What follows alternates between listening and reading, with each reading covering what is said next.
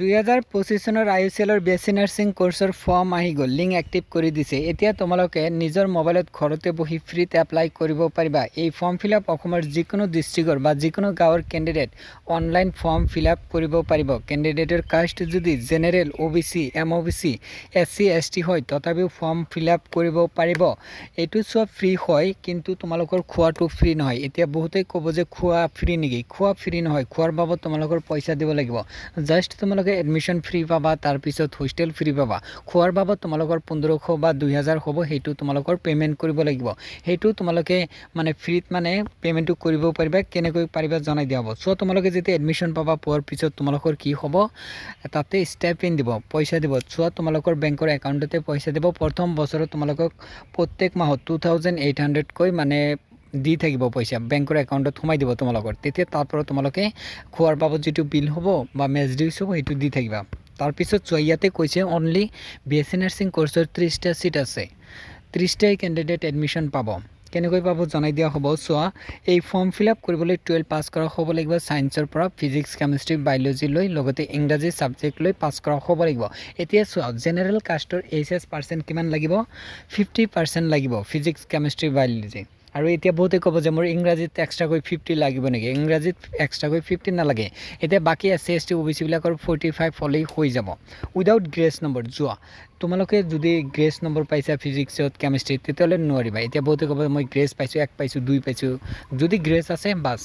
বন্ধ কৰি দি এপ্লাই কৰিব নোৱাৰিবা আৰু সো এটো ফুল টাইম কোৰ্স হয় 4 বছৰীয়া কোৰ্স হয় আৰু সো ইয়াতে কৈছে কি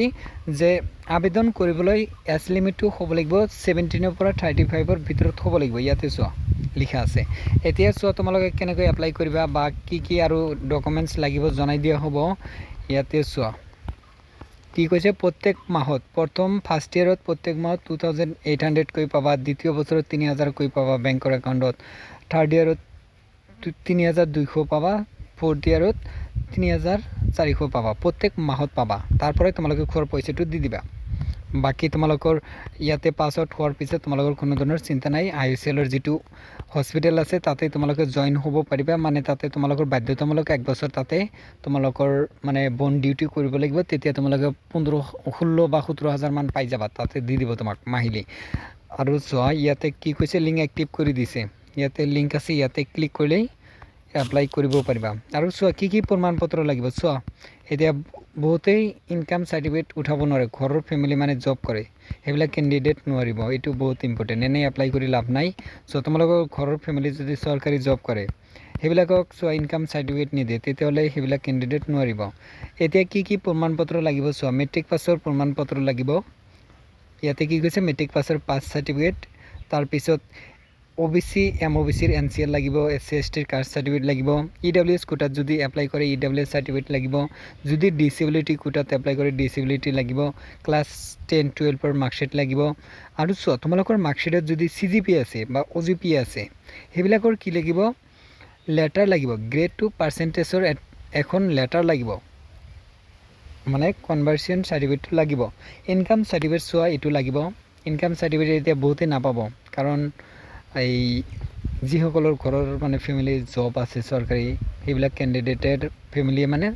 ইনকাম সাৰ্টিফিকেট নাপায় যিবিলাকৰ মানে ঘৰত মানে ইনকাম সাৰ্টিফিকেট পাব হেবিলাক ক্যান্ডিডেট এডমিশন ল'ব পাৰিব আৰু সোৱা ইয়াতে কি কৈছে লিংকত যেতিয়া ক্লিক কৰি দিবা প্ৰথম ৰেজিষ্টাৰ কৰি ল'ব লাগিব ইয়াতে সোৱা ইয়াতে লিংক এক্টিভ আছে ইয়াতে ক্লিক কৰি দিলে লগইন পেজ আহিল তাৰ পিছত কাম কৰিবা ওপৰত সোৱা ৰেজিষ্টাৰ আছে এই ৰেজিষ্টাৰ অপচনত ক্লিক কৰি দিবা ৰেজিষ্টাৰ ক্লিক কৰিলে কি আহিব ফৰ্ম আহিলে ইয়াতে নাম লিখিবা প্ৰথম নাম লিখিবা দ্বিতীয় বক্সত মোবাইল নম্বৰ তাৰ পিছত ইমেইল আইডি নিজৰ ইচ্ছামতে পাসওয়াৰ্ড বনাবা তাৰ পিছত ইয়াতে কনফাৰ্ম কৰিবা আৰু ক্যাপচা ইয়াতে ফিল আপ কৰি ৰেজিষ্টাৰ অপচনত ক্লিক কৰি দিবা ইয়াতে ক্লিক কৰি দিবা ক্যাপচা সদায় সলনি হৈ থাকে ইয়াতে ফিল কৰিবা এবিলাক ফিল আপ কৰি ৰেজিষ্টাৰ হোৱাৰ পিছত তোমালোকে কি কৰিবা বাকি যিবিলাক প্ৰসেস আছে কৰিবা স্কোৰ কাৰ্ড আপলোড কৰিব লাগিব স্কোৰ কাৰ্ড ডাউনলোড কৰি লবা এতিয়া লিংক এক্টিভ আছে ঘৰতে বহি ফ্ৰীতে এপ্লাই কৰি দিয়া